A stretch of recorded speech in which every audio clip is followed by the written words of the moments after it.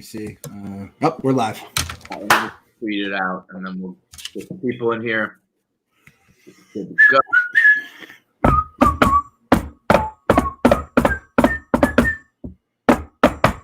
Computer is slow. What are we munching on today? Tell you what I'm having, Clem. An acai bowl. What the fuck are you talking about? I don't know, man. It's like fucking granola and strawberries and blueberries. Like, yes, this is influenced by a woman. Yes. Is that the acai? Is that what's it called? Yeah, exactly. I've never known what that was called. Or how to say it. I've only seen it. You're looking trim, big fella. I don't know why. I feel everything else on me feels big except for, I guess, my face. I shaved. That's why. You know what else it might be? It's your birthday, big man. It is the birthday. I keep that Happy birthday to Clem. The big man turns what? 37? 38, man. 38? What's up, brother? So old. You and Biggie. Shout out to Christopher Wallace. I did not know you shared a birthday with Biggie. It's one of my like true honor. Like it's like my favorite thing about my birthday is Biggie. I have Shaq and Michelangelo, the painter, not the turtle. or the fucking rundown producer who's electric. Yeah, you never know. Michelangelo. I learned Sports Illustrated for kids, and I like always remember it. Remember they had that? Oh man, and that little dude Buzz, the little guy that was the thing in the cards. Oh, that was the best. I have Mr. T, Biggie, obviously. Wow. Brianna Banks. Hey, let's go. It was a wild crew we had. And March 6 porn stars for me. March 6 porn star. I also didn't know until today, Frank the Tank, his blog, that Empire Strikes Back came out on my birthday in 1980, 2 years before I was born, which blew my mind. A lot of good shit. Let me see. March 6th. Paris Gables. I don't even know who that is. There are so many goddamn porn stars. Anyway, happy birthday, man. Shout out it's also the 5th anniversary of our boy, Mr. Koo, getting the hit off of Randy Johnson. So in 1995, my birthday was the Patrick Ewing finger roll. So that was a devastating birthday. And I tell people, we went to a restaurant for like dinner that night afterwards, and my seat was right in front of a TV. And I'm telling you, they played that finger roll the entire time we were there, just over and over. Why did he just go turn his hand over? Just because he's Pat Ewing. He just didn't have it in him. He did not have the clutch gene, as they say. Yeah, but I can't figure that out. Charles Oakley, we'll do a little Knicks talk before we get into the Mets stuff. When I interviewed Charles Oakley on CCK, because he's been running his mouth for like 2 months now, he was like, listen, I've been telling it like it is. He's just not, a gamer. He's just not the competitive like assassin that Jordan was. But it's like, first of all, nobody was. So the bar is pretty fucking high if you're telling me he's not Michael Jordan. We know that. We know Patrick Ewing is not Michael Jordan. And then when you watch some of those highlights from that series, he's like, Pat is like hobbling and his knees are old and he's banging in the post, putting up like 30 and 12. It's like, what more, it's only so much you can do, dude. What else do you want for Patrick Ewing? And was that the series? I think that was the series he even had like the thing on his leg because his like Achilles or his calf was all messed up. Poor Achilles.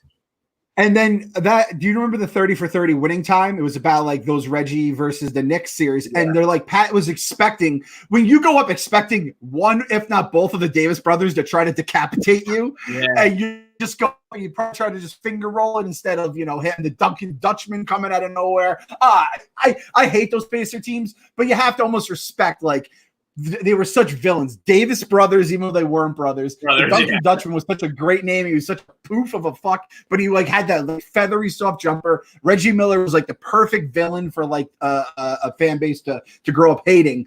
And then Pat just they were just talking about that game 7 with Jordan. That team is fucking stacked. When you go down, you got the last days of Chris Mullin, the first days of Jalen Rose.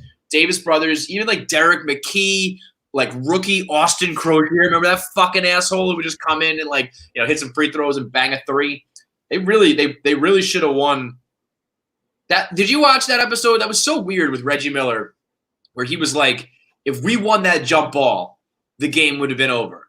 They were up like 6 minutes. Like, I don't think that decided the game, Reggie. You got a long way to go with Michael Jordan. Yeah, that's crazy. And Reggie, I mean, that's just Reggie being Reggie. Again, I think Knicks fans hate him, Bulls fans hate him, everyone who watches teams hate him. He's just like such an unlikable guy. Do you remember that series? Because that was later, obviously. Like, do you remember who you rooted for between the Bulls and the Pacers in that game? I mean, I know you were more anti-MJ and the Bulls, and for good reason. I think being a couple years older than me is the reason for that. I think by that point I was just along for the greatness. I don't remember. Mm-hmm. I don't think I could. I don't remember. I don't think I had a vested interest in either, but I certainly was not rooting for Reggie Miller. No way. No, and that was my point. So I remember someone asked me this the other day, and they deleted a tweet. I had like a whole thing about how kind of my mindset. I was so heavily rooting for Jordan because at that point it was just another drop in. It was sixth ring. Oh no, I don't want Michael Jordan to get a sixth ring. Who gives a fuck? But Reggie Miller not getting one, as he never did, it made it all worth it. You know what I mean? So that's why would beat the Bulls, the Jazz. At that point, they could have, because that team, like you said, that team was filthy, and everyone forgets, like, because it was such a short run. Larry Bird was a fucking awesome coach, So and I feel like Larry Bird would have gotten whatever out of them. And like, we saw kind of with the Jazz, they always kind of did what the Knicks did, which is kind of come up short in the biggest moments. I feel like Reggie and they would have just found a way to win that. And that's kind of what it became, is like just keeping a ring away from my nemesis would have been enough, which is kind of where I went. So I definitely was rooting for the Bulls, and it felt so goddamn good to watch them come up short. Oh, it was the best. So I got that 95, and then 10 years later, our guy, Mr. Koo, comes through, and Randy Johnson, honestly, I was thinking let's watch it. Mr. Koo against Randy fucking Johnson, the GOAT. Look how far he is on that batter's box. Yo, who was that? Who was in center there? Was that Bernie? Yeah, he was playing so goddamn shallow. It's unbelievable. Bernie's playing like on second base, and in the audio of it, because I watched it earlier today, McCarver goes like, "This is the ultimate give up a bat of all time," basically is what he says, and he gets a fucking hit. And look, David Wright's going crazy there. Piazza had said right before that, he goes, "I'll donate $1 million to charity if he gets a hit." And that's why David Wright's pointing at him, because he's like, "You just lost $1 million to Mr. Koo," and he has the fucking jacket on. And remember, tears in the dugout. It's amazing. and like it's about to get much better, boys. It's a fucking like stealing home here. Look at Koo play this right. Mouse in the house. Mouse in the house. With the head for a slide. I don't know. Was he safe? No, he was clearly. I mean, they showed the replay of this, and he's so clearly out. I don't know how they reviewed it. Joe Torre argues it. They review it. They somehow call him safe. I think he like got hurt because the bat was in the on home plate. He slid on top of the bat. Yeah, and I think that probably like fucked up his career, which I mean, it wasn't much of a career anyway. But Mr. Koo, because I remember the game, there was like the series before against the Diamondbacks. He was as far as you could be in the batter's box away from the home plate, and he just sat there with the bat on his shoulder, not even thinking about it. And this is going to be I swear to God, this isn't hyperbole. That hit off of Randy Johnson was more unlikely than the Bartolo home run. I honestly believe that. I honestly believe that, because we saw Bartolo. We heard he could make contact. We heard he could get the hits. And like James Shields wasn't like, and Randy Johnson, obviously with the Yankees, wasn't the Randy Johnson, but lefty on lefty, you know what I mean? And the fact he fucking hits that, now it wasn't a home run, but it was a fucking seed to center field. So Bartolo's home run, though, it wasn't a cheap shot. Like, it was a towering down the line, legitimate home run. That's a good question. And it leads us into our first topic of the day. We're going to get into our bracket, of course, and we'll talk a little Major League Baseball coronavirus shit. But first, Big Sexy, he wants to come back. And I think from a baseball mind point of view, this is a bad idea. If the Mets are even considering it. From a barstool and my heart point of view, this must happen. And from a merch revenue point of view, because if we can sell shirts that say we're bringing sexy back, we're retiring, Clem. So, I mean, why not? Fuck it. We're gonna have a fake like half a season maybe anyway. Just let him come back. Let him come back. We just spent the last month about The Last Dance. That's not even The Last Dance. The Last Dance is Bartolo coming back to Queens, playing with the Mets. That would be the true Last Dance. I know Michael and Chicago had a nice relationship together. Fuck that. The special stories, the moments we shared with Bartolo. And like you said, we're in a pandemic. We're trying to sling as much merch as we can. Throw it. And they're all coming back, right? I'm going to text Welks right after we're done and say, Welks, get the designs ready, because if this thing happens, we're flooding the market with them as soon as they come out. It needs to happen. I know, like you said, it's fucking quarantine. Nothing's real right now. Like it's just one spot on the 25-man roster. Maybe they expand the rosters a little bit because, you know, it's going to be so tough with the coronavirus. And if someone gets sick or someone gets hurt, it's going to be hard to pull people. So if we get extra spots, there's the DH too. So it takes away the pitcher spot, which kind of sucks if Bartolo can't be that. You mean that Bartolo can be the DH every day? Oh, right? be the DH. Yeah, exactly. This is like, I have no idea. Where did he wrap up? Where was he after the Mets? I don't remember. He went to the Rangers for a bit. He went to the Braves. Remember the Braves? He went to the Braves first, and the Braves were doing the whole like big sexy thing, and they were trying to like straight up just bite the style of us. And everyone's like, "Shut the fuck up, guys!" And he sucked with them. Braves fans have got to be the most insignificant fan base of a great franchise ever. Yes.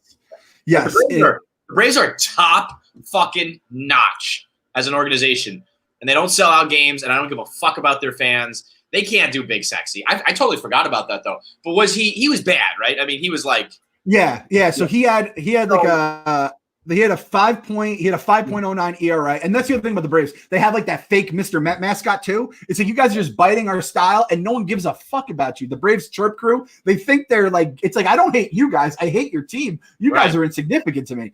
Then he went to the Twins, 5.3 ERA. Texas 5.4 ERA.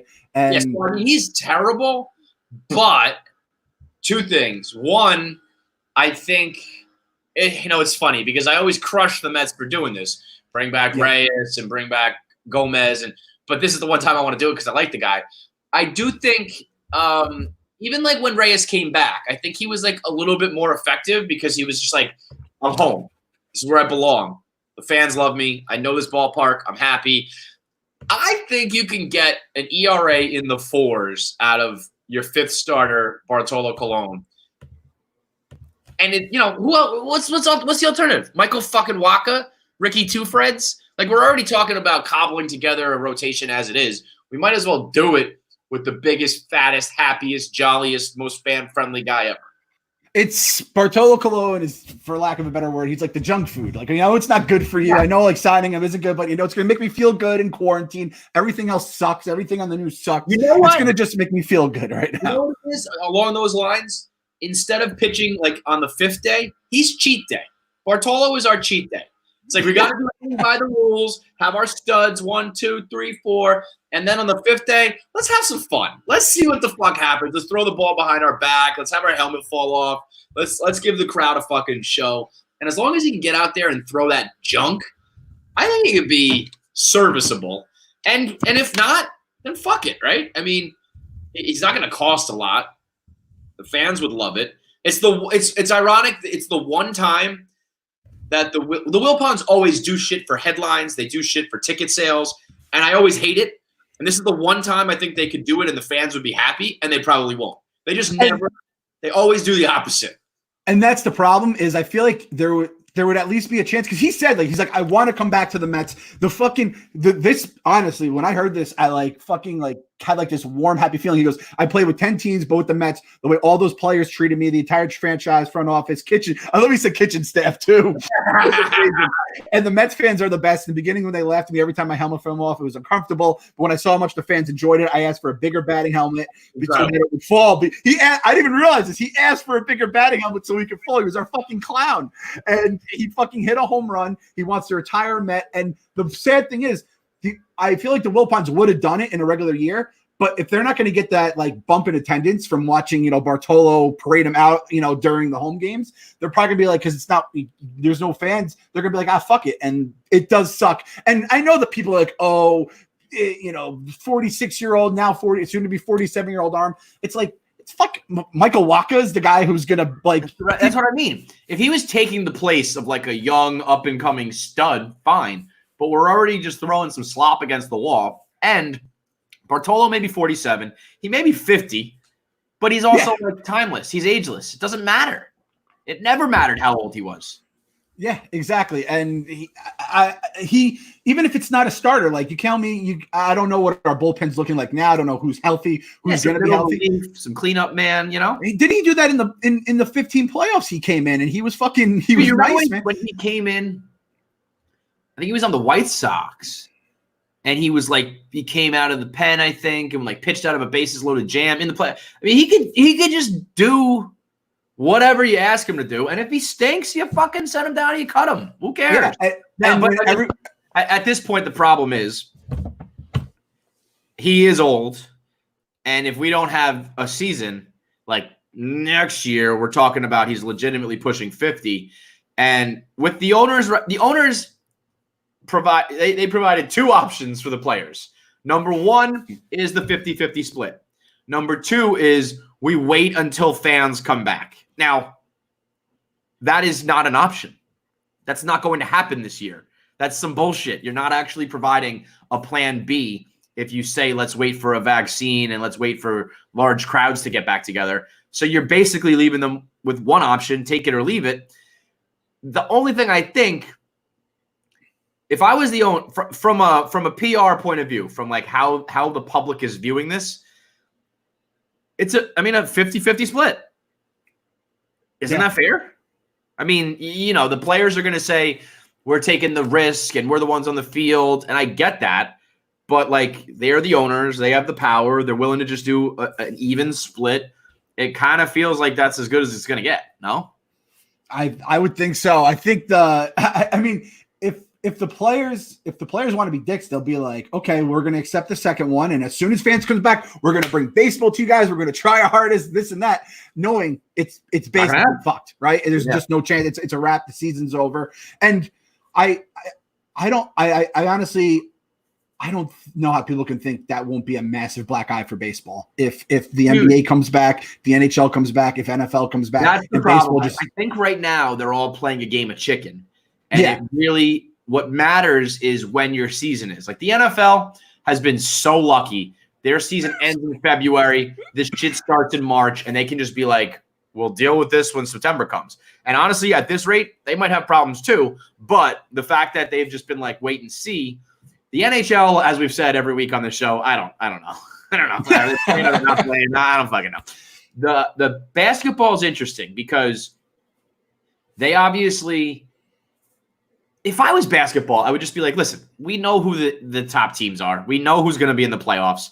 Maybe you have some issues with like we're the 9 seed, and if we got a full season, we would have been the 8 seed. But whatever. You could just – Adam Silver could just say we're starting today, and we're starting in the playoffs, and it'd be fine. And the second thing is the NBA is so well-run and so beloved and so global that if they did shut down, they could withstand that. They'd be like, we're so sorry. We'll be back in November for next season. It's all good. And fans would be like, that sucks, but it's okay. Whereas if baseball does it, baseball has so many issues with negotiating and work stoppages and cheating and all that shit that I think people would be like, you fucking suck, baseball. It's like certain leagues can withstand it, I think, and baseball's not one of them. Yeah, and the whole they already juiced the ball, so they can't do that whole thing. They can start juicing the players again. Oh yeah, listen. If you really want to fix the problem, let them juice. I know that's like crazy, but it's like if the NFL can say that you just have to sign away your brain, your CTE, why doesn't baseball just say, I don't know, you might be Ken Caminiti. I don't know. It's up to you. I mean, did you see that the 30 for 30 coming out with Sosa and McGuire? No, I didn't think they're doing one of those. They teased three new 30 for 30s during the Last Dance last episode. There's one called Be Water, which is about Bruce Lee, which looks fucking sick. Because I don't even really know anything about Bruce Lee. Me either. Number 2 is Lance Armstrong. And number 3 is something called I think it's called the summer of 98 or whatever year that was. Yeah. And it's just about Sosa and McGuire, which is as much as people got to learn about Jordan, I think if you weren't around and you learn about the home run chase in that year, where it was 2 of these guys and McGuire ends up with 70 and all this shit, I think it's going to be a monster one. But yeah, I mean, that saved baseball. Steroids saved baseball the first time around. And if this is a problem, I don't know what's going to save it, the second time. Yeah, and they also had Cal Ripken, which was Cal Ripken was the storybook thing, which I think was the first kind of thing that kind of jump started it, where it did remind people because it was such a crazy record, and it showed determination and all the things that baseball players were people were hating him for. Oh, you guys don't work the everyday job like I do, blue collar. Cal Ripken was seen as blue collar, so that did help. I don't even what the fuck else can you do? All the records are just trash now because everyone was fucking using steroids. And it's just every time baseball's in the news, it's for something controversial. It's this guy not getting voted into the Hall of Fame. Or this guy doing that. It's never for the right reasons. That's also I do believe there's no such thing as bad publicity in that sense. Like when I say that baseball won't be able to withstand it, I'm not saying that people will stop or the league will fold. It'll just be much more of a bad reputation thing. But even the Astros, prior to coronavirus, the Astros being in the news all through the winter, I think is a good thing for baseball. And people being interested, I can't wait to watch the Astros. Are they going to get hit by a pitch? Is there going to be a brawl? Is there going to be retaliation? Rob Manfred was probably sitting back quietly this is fucking great, Yep. It's not like it's their reigning champion. It was a champion from a couple of years ago. And it kind of works out perfect for them where once this thing starts, I don't think people are going to be all right, let's just make this grudge against the Astros. I think everyone's just going to play their games, not looking to lose games on purpose to start beanballs. Which, did you see this thing where they can't fight? There's no hitting allowed, seeds, jaw. Baseball players will be fuck that. Agree to it, a 90-10 split. We get 90%. If I can't fucking dip, I ain't fucking playing. I mean that those rules will be broken so fucking fast. What's going to happen when I don't know who's known for just throwing hammers in? I don't even know who's dipping right now, but our boy Harvey back in the day. Remember, he kept doing it. He didn't give a fuck about the rules that they made. Imagine a guy like Harvey back in his prime. He's got a fucking huge lip in, and some front office major league exec comes down and says, "Oh, you better stop." That ain't fucking happening, So it'll be interesting to see what happens. I am happy to proclaim, and declare the death of the Wilpons, the end of them. They stand to lose $215 million this year.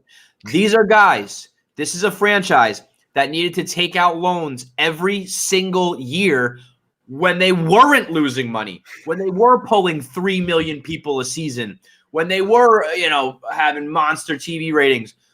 If the Wilpons lose $215 million, they have to sell. They have to. They cannot withstand that. They can't, right? Not only that, I honestly think when they get that bill, I don't know if if you get a piece of paper in the mail and it just says $215 million in red, if that happens, they are just going to turn to ash like Thanos snapped them away. And I want my boy Uncle Stevie to take that ash, put it in a nice wrapper, roll it up, and smoke them like a fucking cohiba, like Michael Jordan during The Last Dance. And then he just blowing smoke rings with Fred and Jeff. Oh my God. I mean, seriously, if they somehow survive this, they're fucking cockroaches, man. Yes. They can survive the apocalypse.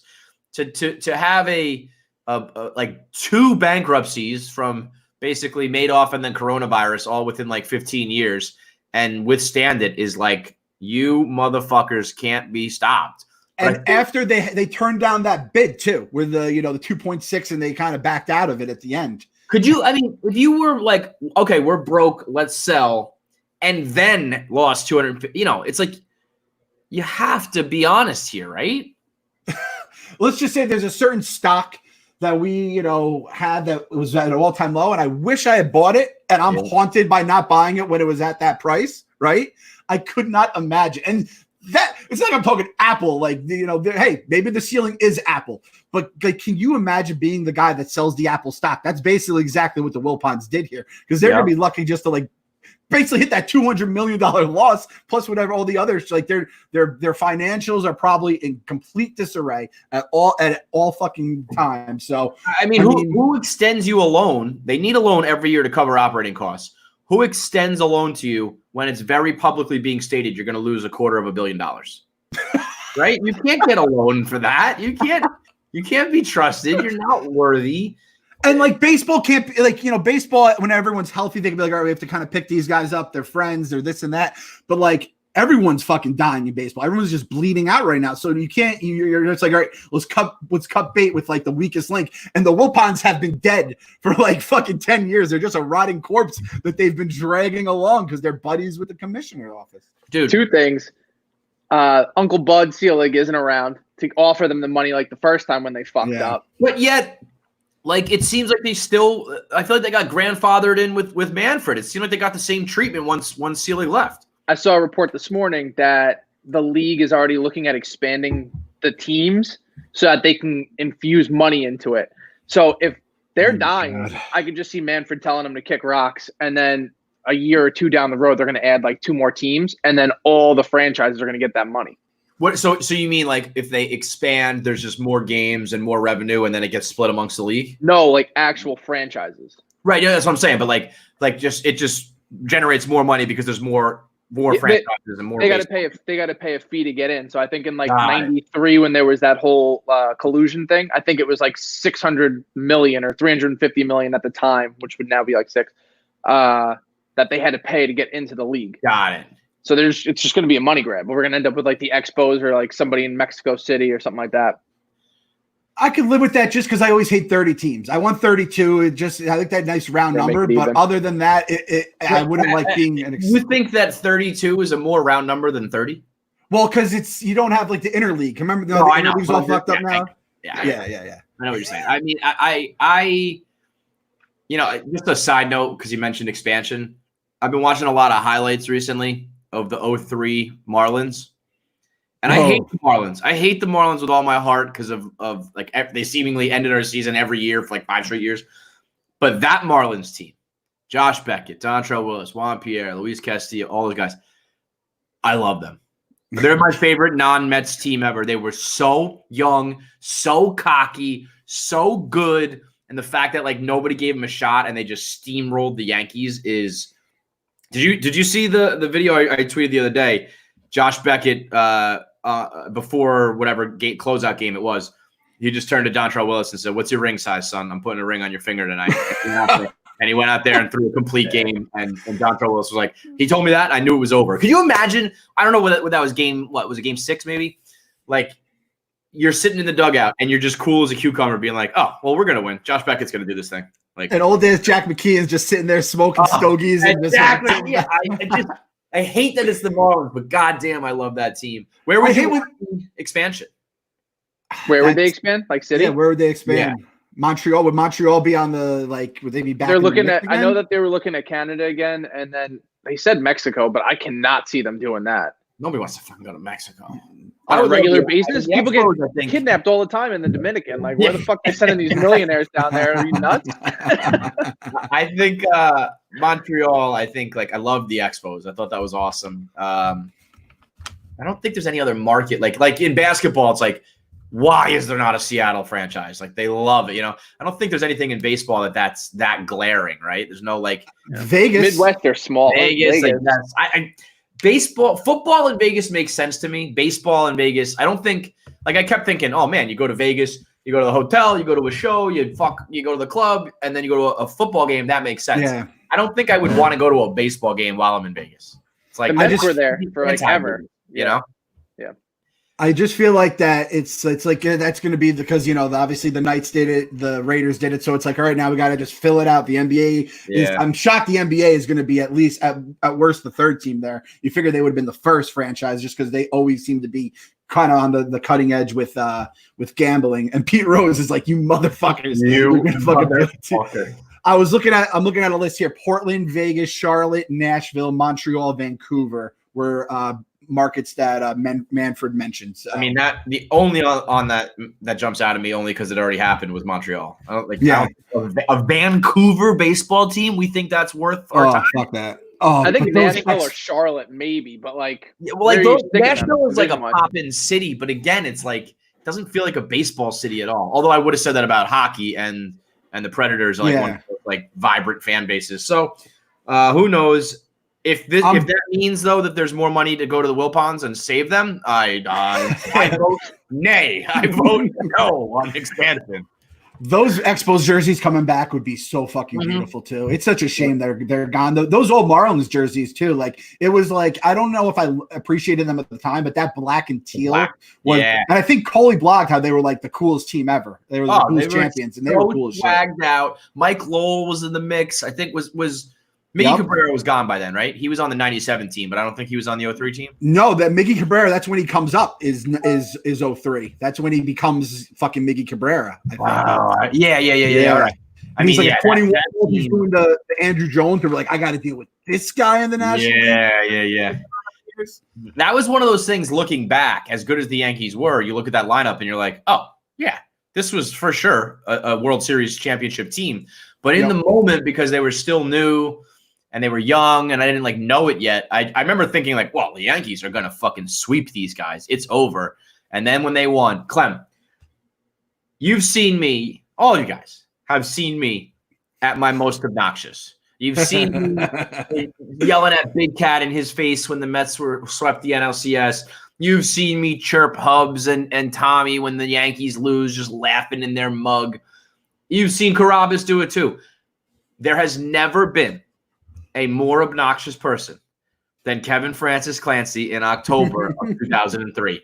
That was my freshman year of college, right? Yeah. So I'm meeting new people, trying to make friends. I'm in the Bronx, so there's Yankee fans everywhere. Oh, yep.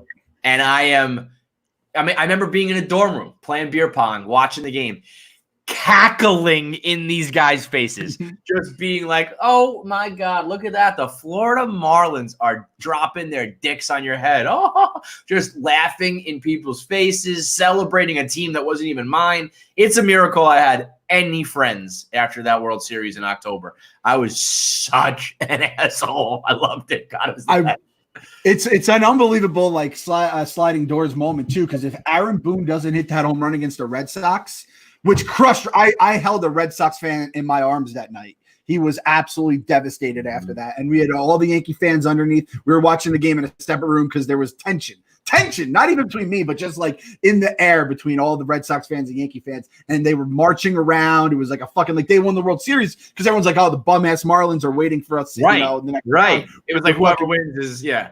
Yeah, and it's crazy though because Aaron Boone, if he doesn't hit that home run, he doesn't become this folklore in Yankee history, and he might not be the manager. Maybe if another manager, they win the World Series. You know what I mean? Definitely so it's crazy.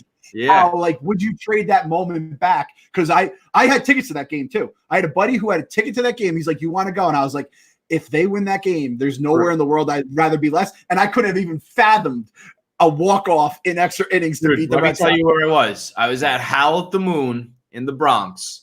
And I was with me, my brother, and his friend Rob. And we were the only Mets fans. Fordham had a decent Boston contingent there. So actually, let me paint the picture. The day that the whoever clinched the ALCS last. So the Yankees were set and the Red Sox won their series and the series was set. They hadn't played a game yet. It was just that we knew the Red Sox and Yankees were going to face each other. Outside of my dorm, it was like the Sharks and the fucking Jets. I watched it. I watched it from a distance. There was a herd of Yankee fans that walked out of their dorm room and they're clapping and celebrating. And then from the other side, there was a herd of Red Sox fans. They meet on not our main quad, but like a little like park area. And they're lined up, right? And they're talking shit. There was this kid, Nate, and I just remember all these Boston fans that I loved. And I'm watching, I'm like, yo, shit's about to go down. This one dude had a broom because he was like, we're going to sweep you, right? And a Yankee fan grabbed it and fucking broke it. So now there's like shards of wood.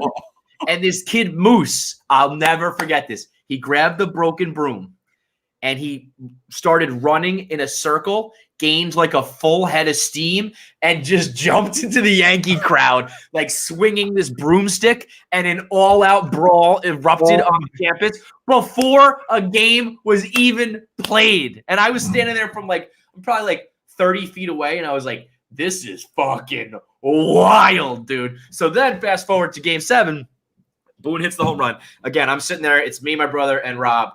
And we're like, you know, ready to be obnoxious, but also like we don't want to get beat up at the same time.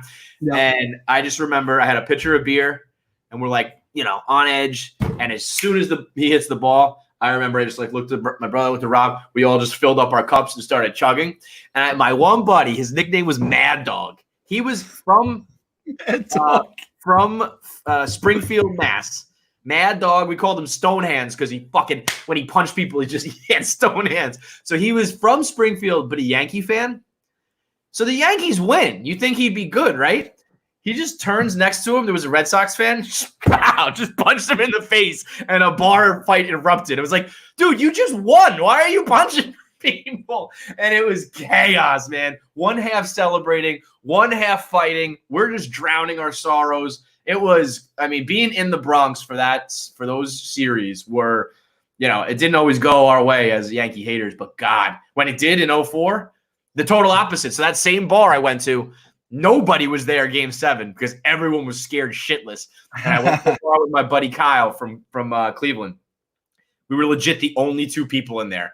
And, you know, Johnny Damon hits that grand slam early on, and we were like, we're looking around like, all right, well, this is over. So we just start doing tequila shots and partying like by ourselves. It was a trip, man. As much as Fordham kind of sucked for a lot of reasons, being there for quality Red Sox Yankees baseball was fucking incredible, dude. A shame. One of the great shames of life is that the iPhone didn't come around earlier, because having the videos of those kind of brawls, like when you told me Sharks versus Jets, and I just hear the Yankee fans and their gobble go, oh, fuck yeah, Yankee is gonna kill you guys, and then you know, Sox fans, you know, fucking no man. I want that. That's all I want. You know, like we got a taste of it in 15, but when you're not there consistently, you don't develop rivalries and storylines and fights and stuff. Like I would love, I mean, could you imagine if there was like a Mets Nationals rivalry that was like legit, that was like real, you know? Oh my God. The closest thing the closest thing I ever felt to that was like, I remember in 2007, like the Phillies fans were like starting to chirp at us as that collapse started. And I was like, oh, these guys are out of their fucking minds. And I can only imagine what it was like those like last few weeks or whatever with, you know, fans that were in the same bar or whatever. I'm sure that's the one good thing about these Yankee things. Like if that rivalry continued for like, I feel like they never met in the playoffs. It took a while before they met again. The amount of like trips to the hospital and deaths that probably occurred from that shit was through the roof. No fucking joke, man. I mean, they were, especially like that was on the heels of like Pedro and Zimmer, and like there was like true bad blood, you know, Pedro headhunting on people. Now we've said it before, the Yankees Red Sox rivalry, maybe it's juicing up a little bit more now that they're both good, but like it's not really the same. Back then was like pure hatred, you know, especially 2003 before the Red Sox had won. It was like, you know, Big Brother still stomping you out was just brutal. But I feel like I said like the Mets Nats would be an awesome rivalry. I don't know whether it's Corona. I don't know what it is. I feel like the Nationals are one of the most like, they're going to be like one of the most forgotten champions ever. Yeah, they're the opposite of that Marlins team, which is like you forget about them. But then let me just give you the Marlins, the lineup or the rundown real quick, right? Yeah. Pudge at catcher. Oh, I forgot. Jesus Christ. Big Derek Lee at first. Mm-hmm. Luis Castillo at second. Back before he was like a waste of time with the Mets. He gutted us back then. Alex Gonzalez at short, so solid shortstop. Yeah. Lowell at third, right? Mhm. So exactly what you want. Left fielder. The left fielder is the forgotten name because Miggy was like, that dude by the end of it. But Todd Hollinsworth was the guy they have listed as the fucking left fielder. Center, now we're on base like Juan Pierre, all-time great line. Yep. And Juan Encarnacion, just like an A+ name out there and right. Then And Miggy, what was the staff? It was Beckett, Dontrell, Pavano, I think, was in there. Yeah, you're there. So it's Beckett, Pavano, D-Train, Mark Redmond, and Brad Penny. Brad Penny, that was the other one. I forgot about Mark Redmond, but I remember Brad Penny. That was Pavano before. God, you know what? We got to get Pavano on the air. I want to talk to him because I remember Yankee fans. I had friends who were working for the Yankees. They were doing like the scoreboard and shit. And they remember when people were accusing Carl Pavano of just like straight up stealing. They were just like, fine, he's healthy. He just wants to fish and cash his checks. And the people I knew in the organization were like, he's seriously doing that. Like it's not a joke. It's not a rumor. It's not an urban legend. He's completely fine. X-rays and scans show nothing. And he just says, nah, I'm hurt. And he just goes fishing. Legendary mail time, Hall of fucking Fame. Oh, by the way, I meant to mention this earlier when we were talking about Cal Ripken. My favorite urban legend of all time is the Cal Ripken, Kevin Costner banging my wife. They had to cancel the game because of the lights. Da, da, da. I heard. I don't know if I can necessarily declare it, but I have had sources that are close to the situation who told me that's true. Like that actually all happened. Really? So I mean, if you don't know the story, Kevin Costner was boys with Cal Ripken. For some reason, he was shooting a movie and was like staying at Cal Ripken's house. That's where I was like, this isn't real because Kevin Costner would get a penthouse hotel or something, but apparently he was like spending time at the Ripken house. Cal leaves to go to the game, has a bad feeling about what's going on, goes back home, finds Kevin Costner banging his wife. They get in a fist fight. He gets clocked. I think he hurts his hand. And he called the team and was like, I'm not playing today. And so they said that the lights were broken. And that's where I do believe it. Like, when have you ever heard of a Major League Baseball game being canceled because the lights don't work? So they preserved his streak. It's the greatest story ever told, but people just don't believe it. But I have been told that's absolutely real. And in that case, it deserves a 30 for 30. It deserves a Disney movie. It deserves all of it because that's the most salacious, scandalous sports story of all time. Besides Joe Buck, fucking Fernando Tatis. That's my favorite. When you get extra Mad Libsy with it too, where it's like Kevin Costner's name just drops into the equation, that's where it feels like extra salacious. And I couldn't believe it, but apparently, that's one of those things where it's like fact is stranger than fiction. Like who would make that up, sort of thing. So anyway, we kind of. You said the Nationals, they're doing their ring ceremony. It's going to be virtual too. So it's like not even like going to be like a real life happen. And I mean, they were, when they play their best, they're a good team, but I feel like everyone's thinking about Garrett Cole and the Yankees and like the Astros, or they like, no one's saying like, watch out for the Nationals to repeat or anything. It's just like, they kind of snuck in there.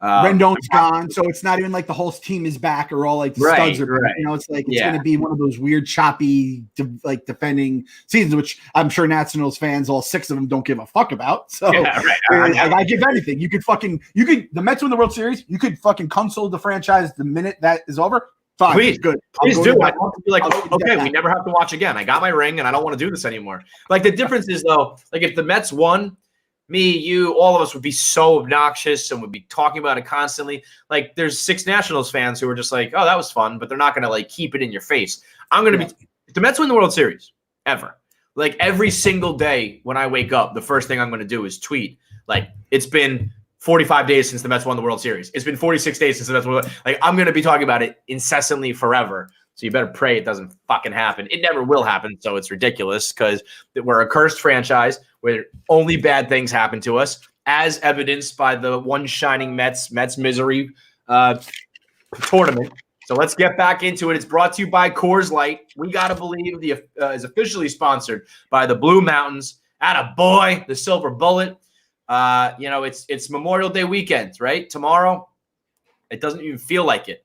but make sure you make it feel like it. Crack open some Coors Lights. Maybe watch us. Maybe watch a Mets rewind. You got to get a little baseball and a little beer in your system on Memorial Day weekend. Think about the players wearing those ugly fucking camouflage uniforms. Think about all the pageantry that goes on for Memorial Day. And you kick back, you sip your Coors Light, and you talk shop. You chop it up about baseball. There's nothing more American than that. So get yourself some Coors Light. Make sure the mountains are blue. Listen to We Gotta Believe. And, kick back with some Silver Bullets, the number one beer for baseball. Kev, let me tell you a little thing. My wife and I were saying, like you said, it's my birthday. And my wife goes, is your birthday like right before Memorial Day? And I go, wait, is it? Because it's weird because it's early this year, right? Yeah, so we had to ask Alexa yesterday, when's Memorial Day weekend? And she's like, it's Monday. And we're like, holy shit. So my wife went out. She bought a 24-pack of Coors Light.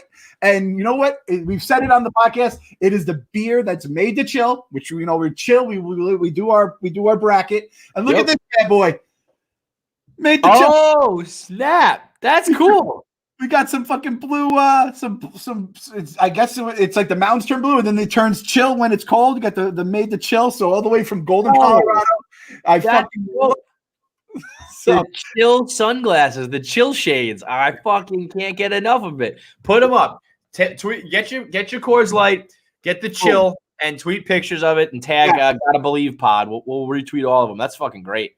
I have never been prouder that this is the official beer of the New York Mets. When I saw the chill sunglasses, I go, that's it. All the way from Golden, Colorado. Our boys at the Coors Brewing Company. I fucking love these guys. Mwah! I love these guys. They're going to get us through this baseball-less Memorial Day weekend. We're going to all do it together. So let's head out west to Colorado, Golden, Colorado.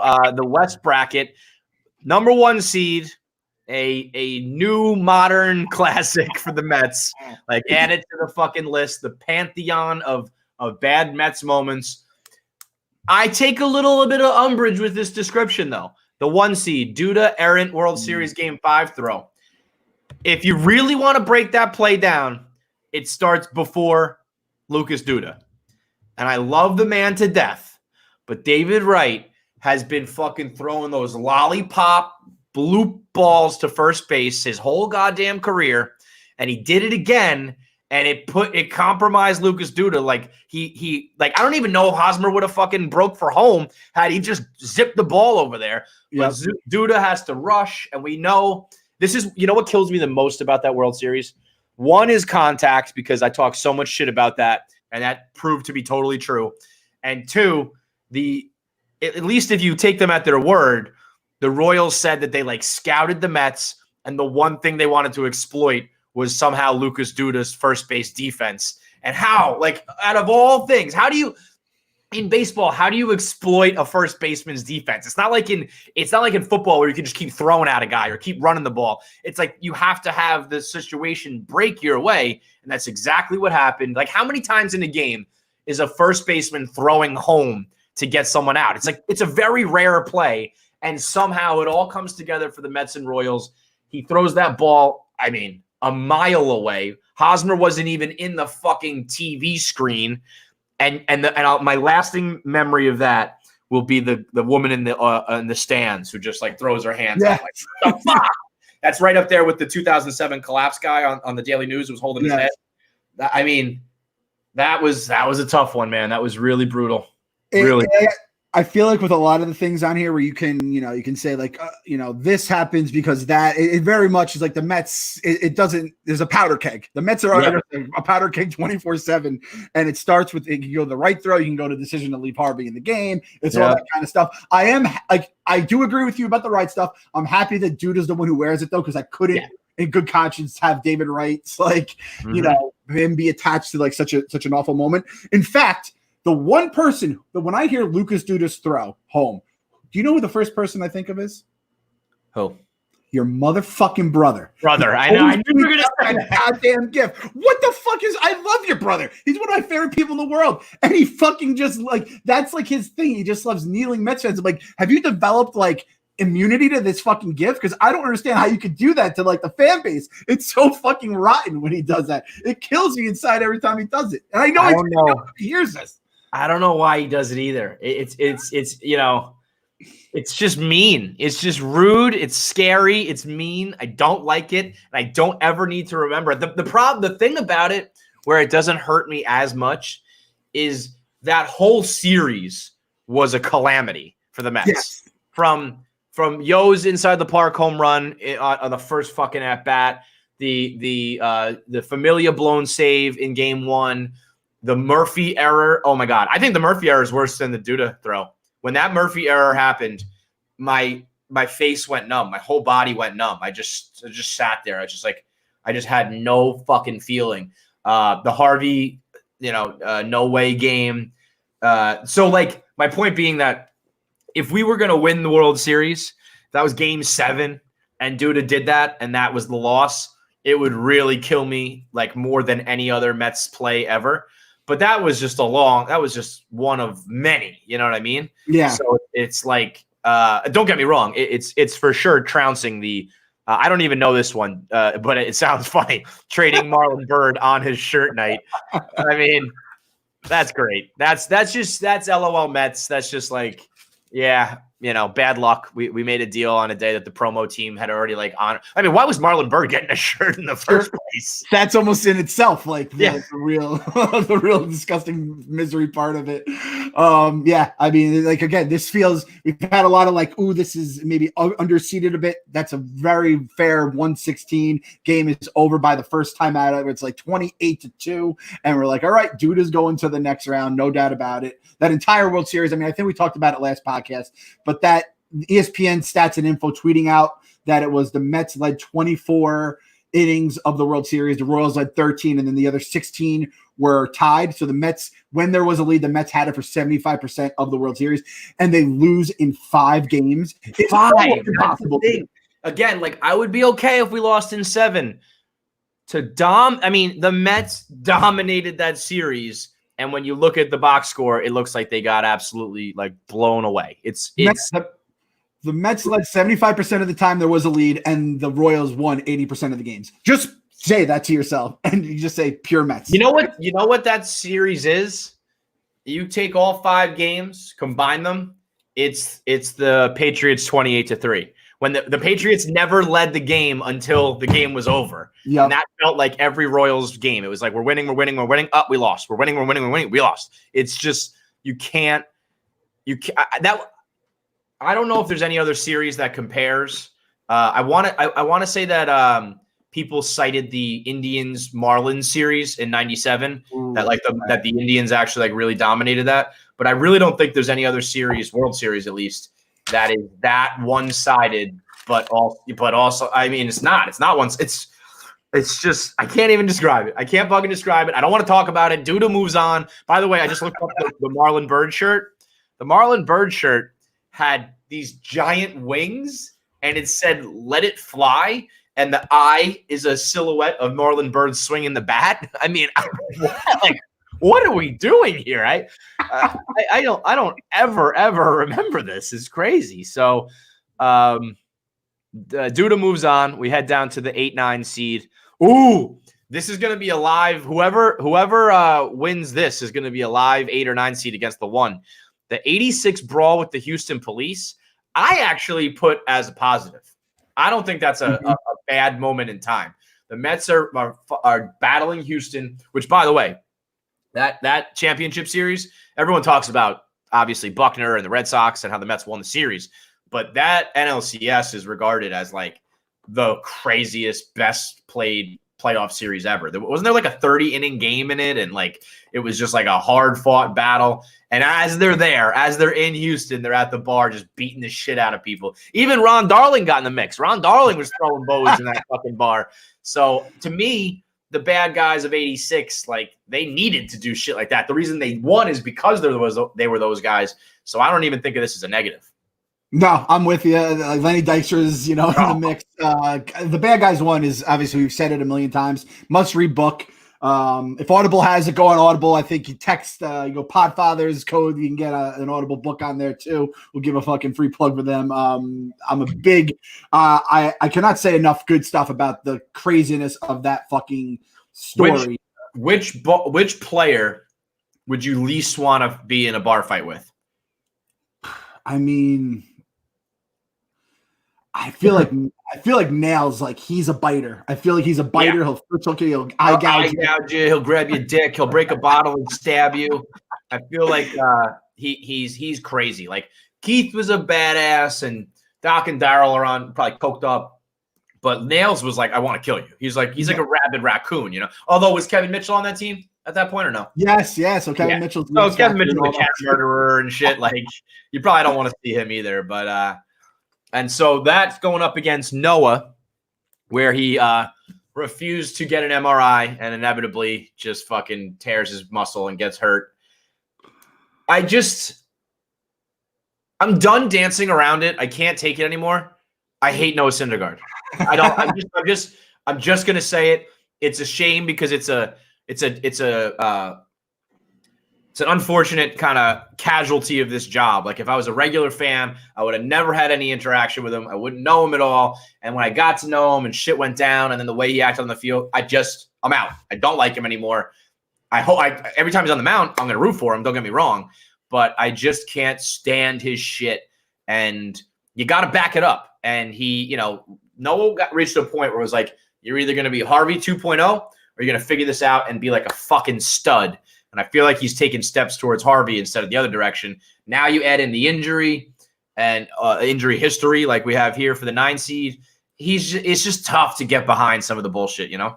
That was one of those things where as soon as he refused it, you're like, all right, like that the guillotine is hanging above our head. When is it going to fall? And then it fell like that first game back. Why refuse an MRI? I can understand if you turn down surgery and say, no, surgery's going to be bad for me. To just not have the knowledge, to not know, you don't want to sit in the tube for 15 minutes. What's the fucking problem here? And the best part is, like we always say, like the fact that this came out that he refused the MRI is so Mets that like there's probably 1,000 guys who refuse shit every single day that we never hear of because they have everything buttoned up behind the scenes.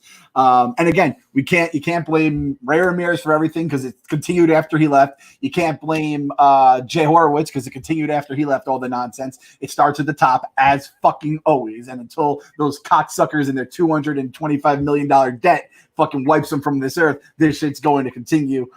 This is a tough one. I honestly don't know which one I'm going to choose because I do see the side of the police thing. And also, like, let's be honest, probably especially in the 80s, you're in a visiting town, the whole fucking town's against you back then. Oh, yeah. So, like, the police are probably doing some fucking shady shit.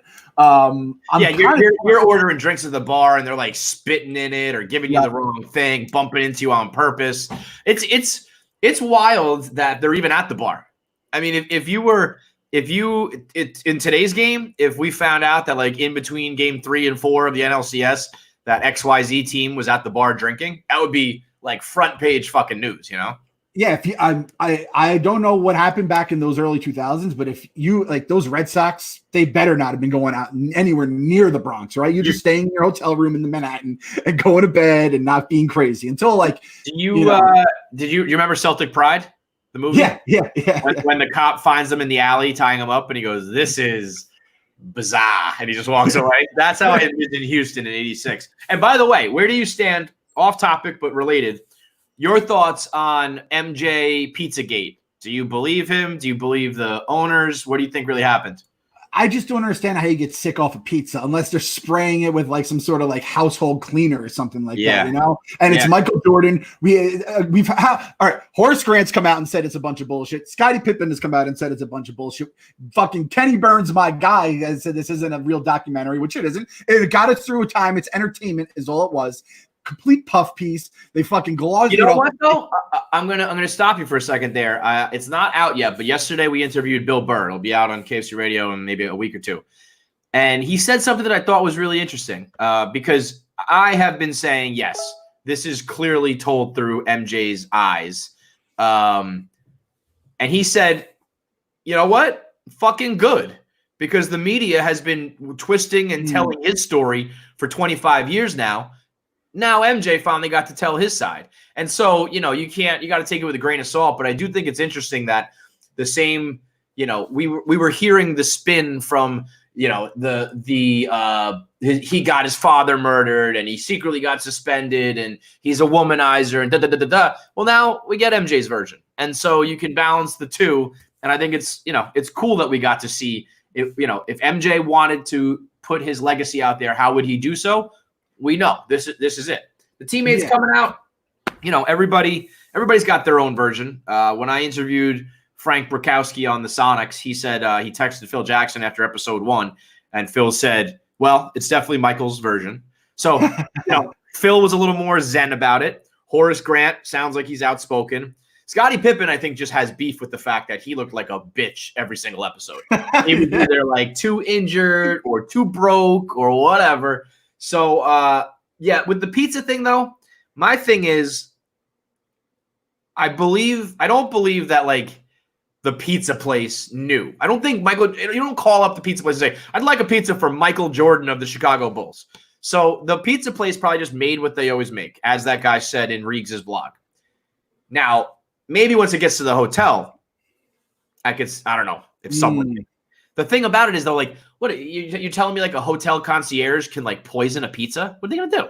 How you fucking poison someone? You can't just, like, whip up some poison. So then my question is, what was it?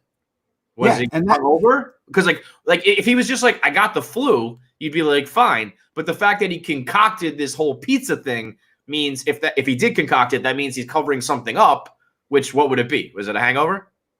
I mean, hey, I know I've only ordered pizza. I have ordered pizza many times, 12 o'clock or later. I've never been anywhere near sober when I've ordered pizza. And granted, now I'm not a professional athlete whose time schedule is completely different, but still, like, even that, like, that seems weird. Although, when people were saying who in the middle of the finals orders a pizza at 11 o'clock or whatever, but we're also talking about a guy who said he smoked a cigar and had a few beers before game 4 of the series or whatever. So like he's not one of these freaks with like, I have to eat this and sleep this and da.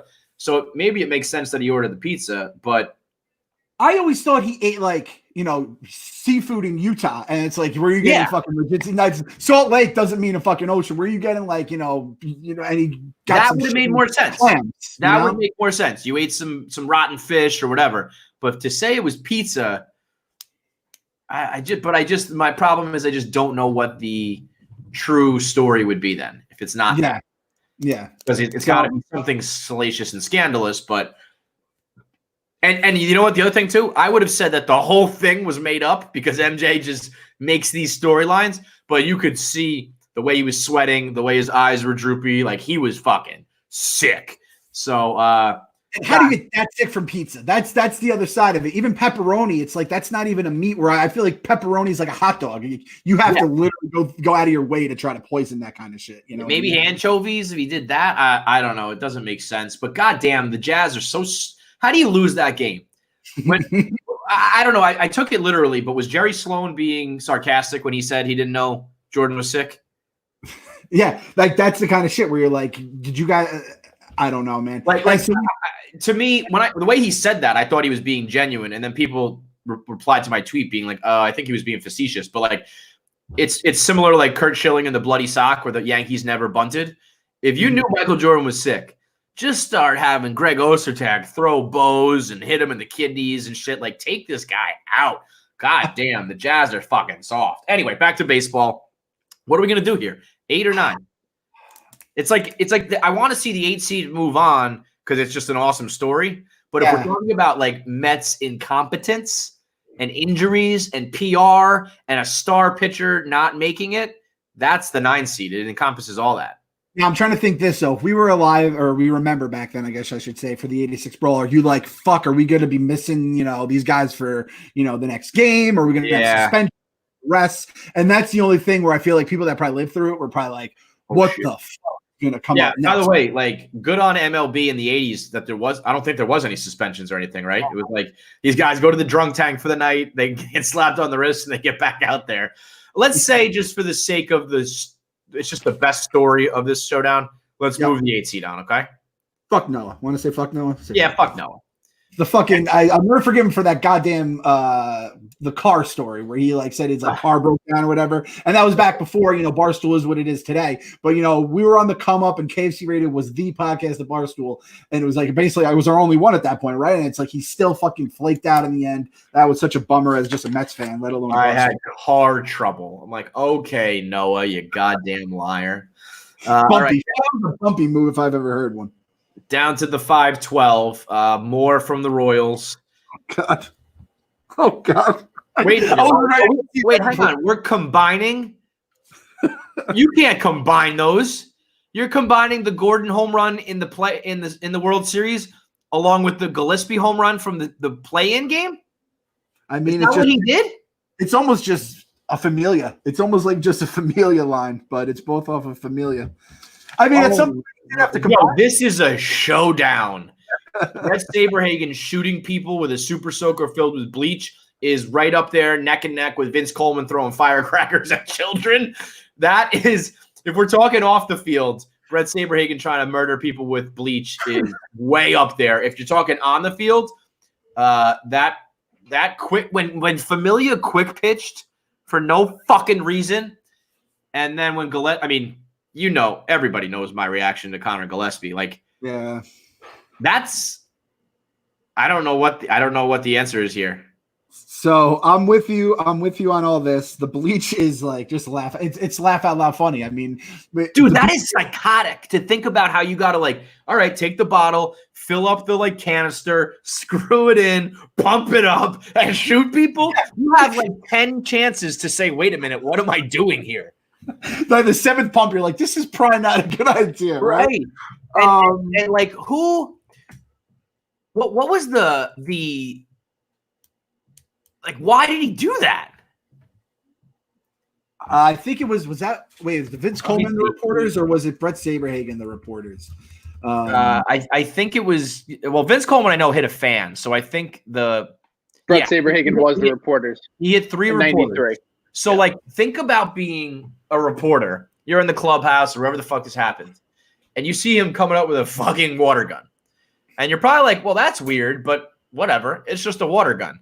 And then he squirts you, and you're like, wait a minute, what the fuck is this? And then like everything unfolding where they were like, oh, wait a minute, this man's trying to murder us with bleach is fucking nuts. Fucking crazy. So I'm reading here. It said the night of July 27th, 93 began with a bang for the Mets with an outfielder undergoing criminal investigation for having injured a 2-year-old girl with a cherry bomb. And a pitcher admitting that he had set off firecrackers in the house. What happened next was so startling that it outdid even those massive stains. Everything else gave way to the bleach episode, one of the most unsettling and bizarre moments in Mets history, which is really saying something. For those who have forgotten or have never heard, it was an occasion on which unseen prankster, later identified as Brett Saberhagen. So this was a fucking another one of those like second spitter things. You don't even know who it was. Right. Wielded a water gun unfathomably filled with bleach. He splattered 3 reporters, one of whom was me. I'm reading that same one right now. Look, jump down a couple paragraphs there. That was the crazy clubhouse all season. Bobby Bonilla challenged Bob Clappish to a fight. He said, I'll show you the Bronx right here. Dwight Gooden was a last-minute scratch for a start because Coleman accidentally hit him while swinging a golf club. Saberhagen lit firecrackers near reporters as we talked to Anthony Young about one of his major league record 27 consecutive losses. I mean, that 93 team is 93 or 92 the worst team money could buy. That's 93. That because it was so expensive and they were such a fucking catastrophe on and off the field. All right, so you know what, that gives me my answer. This is going to be a 12 seed upset because as bad as Familia was, you're still talking about a World Series game. You're still talking about a playoff game with Gillespie that was up until that moment was going to be a classic pitcher's duel. So like at least those were happening in good moments. 93 is just an absolute fuckery of a team.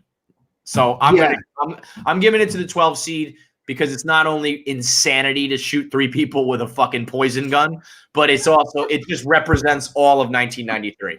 You know what's especially wild about that is that like those players now, like players back then go, oh, I'd get in so much trouble today with social media and everything. He literally went to the only people who could write a story about it and fucking shot them with the bleach.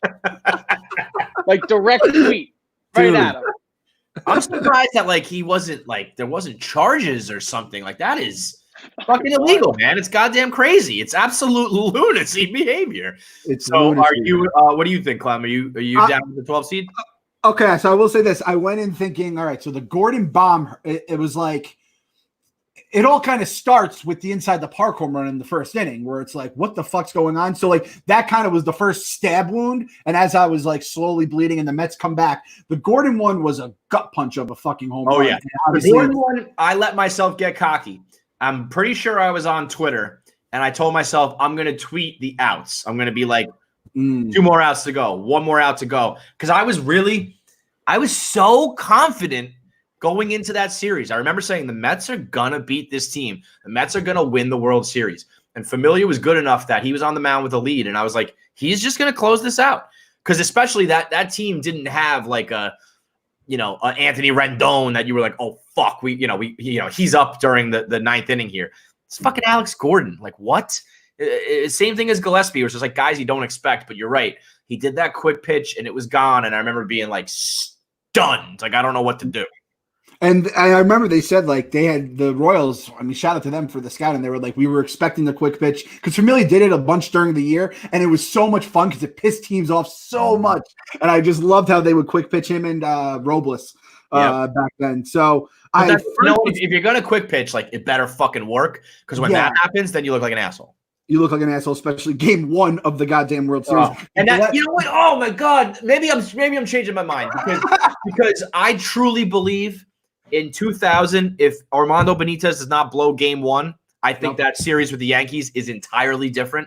And I think if Familia doesn't blow game 1 here, like the Mets could conceivably have 2 World Series if it wasn't for game 1 closers blowing it. Closers, which by the way, the closer, the 0-3 Marlins, going back to that for a minute, fucking Braden Looper, of course. Look, he fucking closed it out for the fucking Looper scooper, but this guy can't. The other part of this is that Gillespie.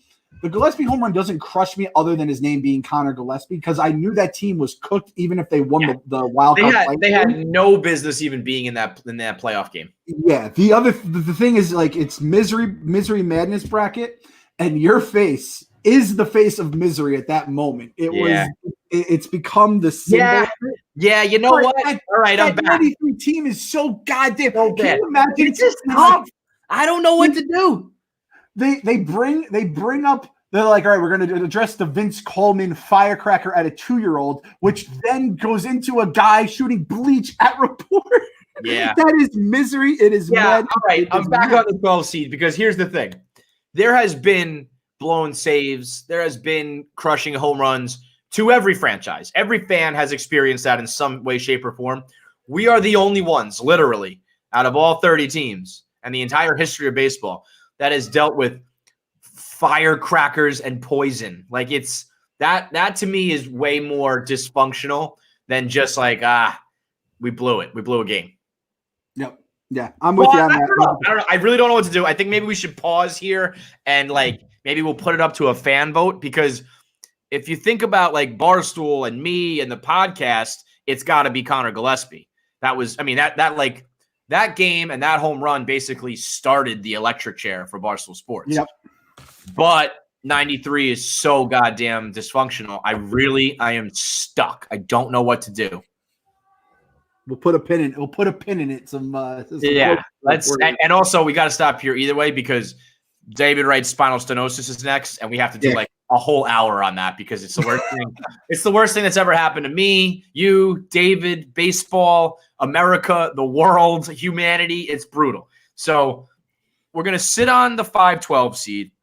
We'll tweet it out. Maybe we'll do a poll for we'll do the next week. And by the time we do next episode, we'll decide whether it's Brett Saberhagen with the Super Soaker or Familia just blowing games left and right. Big thanks to Coors Light for getting us through this. And we'll be back next week for more Mets misery and talking a little more baseball in the coronavirus world. Happy birthday, Dikembe Mutombo. And everybody, you got to believe. Got to believe. Good shit.